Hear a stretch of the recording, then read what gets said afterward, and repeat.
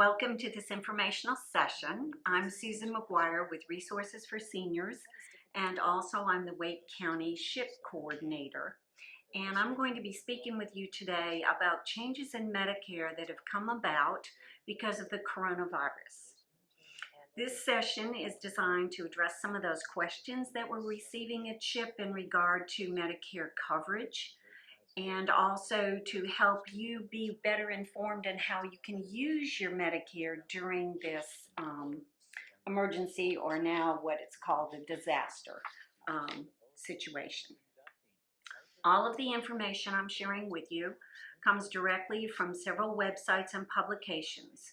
The Center for Medicare and Medicaid Services, are also known as CMS, Medicare.gov website, the North Carolina Department of Insurance Senior Health Insurance Information Program, which may also be known as SHIP, and information is coming from the Center for Disease Control and Prevention.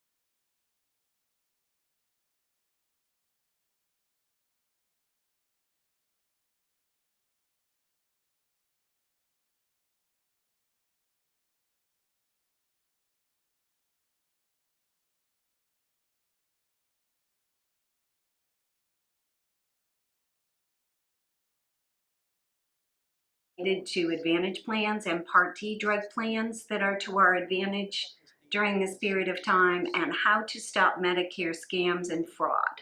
And I will end it with some information on where you can get additional help. So President Trump on March 1st declared a national emergency. With that, the Secretary of Health and Human Services, which is Alex Azar, was given the authority under Section 1135 of SSA, which is the Social Security Act, to temporarily put in some waivers or modifications to certain requirements for Medicare, Medicaid, state children's health insurance program, and the Health Insurance Portability and Accountability Act, which most of us know as Obamacare. These actions were designed and are designed to protect our health and safety as a nation for the patients and the providers. So the coronavirus guidelines for America, what was set out was the president set up some initial guidelines, and he asked that we all not only listen to the federal government, but what our states and our local authorities are asking us or telling us to do. And this includes listen to and follow the directions from your state and local authorities. Keep your entire household at home if someone in your household has tested positive for the virus.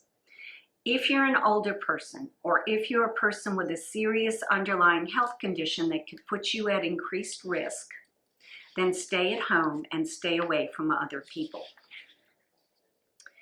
And the Center for Disease Control has stated that the people at higher risk for more serious complications from the COVID-19 or coronavirus are those that are over age 65, those who live in nursing homes or long-term care facility, those who may have chronic lung disease or maybe severe asthma, those who might have a heart condition, those who are undergoing cancer treatment. And another area of folks that may have high risk are those that are considered severe obese or over a BMI, a body mass index of 40. So how do we slow the spread of the virus? Well, we all know this. We've been listening to the news reports, so we know that this is what we're going to have to do. They're asking us to keep 6 feet apart from other individuals, to avoid gatherings of 10 or more, to work or engage in your school from home whenever possible, to avoid eating or drinking at bars, restaurants, and food courts, but instead to use drive-through pickup or delivery options, and to avoid discretionary travel, shopping trips, and social visits. So keeping yourself healthy also involves washing your hands for at least 20 seconds, especially after being out in public. Avoid touching high-touch surfaces in public areas like elevator buttons, door handles, shaking hands with people. Use a tissue or your sleeve to cover your hand or finger if you must touch something, and then always avoid touching your face, nose, and eyes. And at home, they're asking that we clean and disinfect and remove any germs from our home areas. So that's what I've covered so far on what the federal government has been laying down as guidelines for us to keep healthy during this period of time. So I need to now go into a section to talk to you about the Medicare actions to the COVID-19. So on March 10th, the Center for Medicare and Medicaid Services put into action these following things. They went into waiving the cost sharing for COVID-19 tests. They put in waiving cost sharing for treatments in doctor's offices or emergency rooms and services delivered from telehealth. They've removed prior authorization requirements for some types of situations. They've waived the prescription refill limits. They've relaxed restrictions on home or mail delivery of prescription drugs. And they've expanded access to certain telehealth services. And I'm going to go into a little bit further each of these areas so that you can get a better understanding of what that means. So what does Medicare cover in relationship to the COVID-19? Here is what Medicare covers in relationship to COVID-19, and this was published by the Center for Medicare and Medicaid Services. Medicare Part B covers the COVID-19 test when ordered by your doctor or healthcare provider on or after February 4th of 2020. Medicare covers all medically necessary hospitalizations, including any extra days for quarantine under the new guidelines. There's no vaccine, as we know, for the COVID-19 at this time. However, if one becomes available, then Medicare will cover it, and I'll go into that later on how it'll be covered. Medicare also recently expanded the coverage of what's called Telehealth Services to enable beneficiaries to access a wide range of services from their provider without having to travel to a facility. And this will give you access to doctors, nurse practitioners, clinical psychologists, and licensed clinical social workers. For Medicare coverage questions and you can contact your state health insurance assistance program. And for us in North Carolina, that is the SHIP part of the North Carolina Department of Insurance. And their number is 855-408-1212. And they are there. There's somebody always answering the phone and able to talk with you Monday through Friday, 8 to 5. So let's break down some of those other areas that we saw that Medicare is covering. The first one is COVID-19 testing and hospital cost. Medicare covers the lab tests for COVID-19. You pay no out-of-pocket cost. So this is covered under your Part B Medicare. And if it's ordered by the doctor or another healthcare provider who accepts Medicare, then it is definitely covered and you shouldn't have to pay for it. So how much does the Medicare beneficiary pay for the COVID-19 testing? Well, if you get the testing done, you are not required, if it falls under your Part B, to pay the Part B deductible or any coinsurance. There's another area that we need to talk about besides testing, and that's hospital cost. So medically necessary hospitalizations. If you're in the hospital and they discharge you and move you to a quarantine situation, then you do not have to pay the Part A deductible again.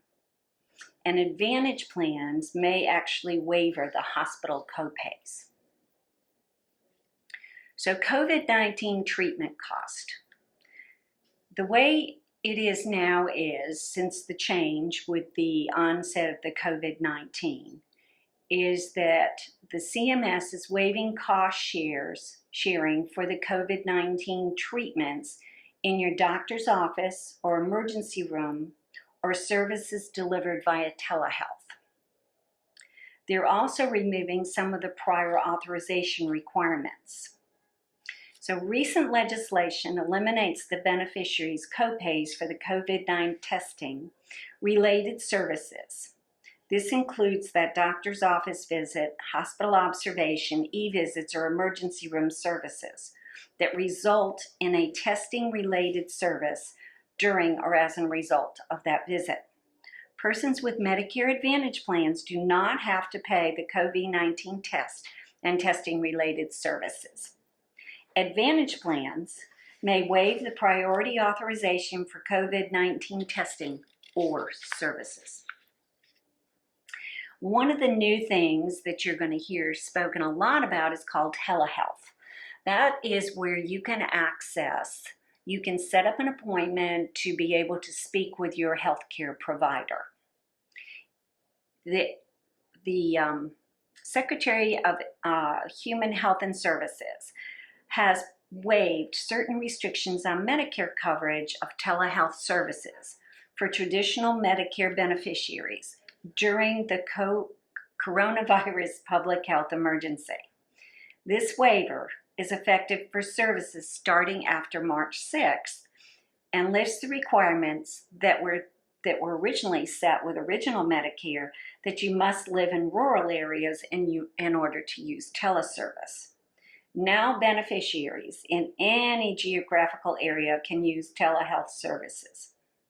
All of these numbers can give you access to people that can do one-on-one counseling. For additional information, resources, or our one-on-one counseling, do contact one of us and we can schedule you to have a telephone or an online chat with one of our SHIP counselors. We are available 8 a.m. to 5 p.m. Monday through Friday, and we try and return your calls if we don't answer right away within 24 hours. Thank you, and a special thanks to the Northern Wake Senior Center, who has provided the resources for producing this video. And thank you for your time to learn about the changes in Medicare during this emergency situation. Take care and be safe.